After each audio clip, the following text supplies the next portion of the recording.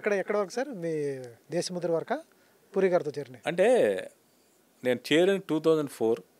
ఆయన దగ్గర నా వర్కింగ్ అంటే ఎలా ఉండేదంటే నాకు మంత్లీ శాలరీ ఇచ్చేవాడు.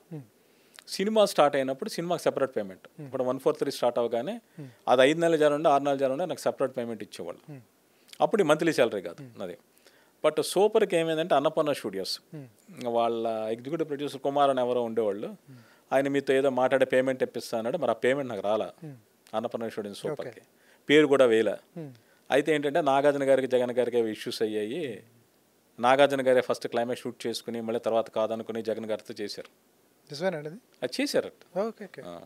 ఆ ఇటాలియన్ జాబ్ క్లైమాక్స్ తీసుకుని చేసింది. ఇటాలియన్ జాబ్ సినిమా చూసి చేసింది క్లైమాక్స్. ఇలాంటి అంటే నేను బాగా సినిమాల నుంచి ఇన్స్పైర్ అయ్యి అవన్నీ చెప్తుండేవాడిని జగన్ గారికి. పుస్తకాలు విపరీతంగా చదివేవాడిని, పుస్తకాలు అని చెప్పేవాడిని, ఇలా ఉండేది. సో సూపర్గా పేరు పడలా. తర్వాత పోకిరి చేసాం. పోకిరి అప్పుడు జగన్ గారు ఓన్ బ్యానర్. ఆయన కొంచెం ఫైనాన్షియల్ లాస్లో ఉన్నారు, 143 లాస్. సో ప్రసాద్ గారు కొంచెం మనం ఫైనాన్షియల్ స్ట్రగుల్లో ఉన్నాం, మీరు మంత్లీ తీసుకోండి, సినిమా అయిన తర్వాత మనం సి సెంటర్ సొమ్ములు కూడా తిందాం అన్నారు జగన్ గారు.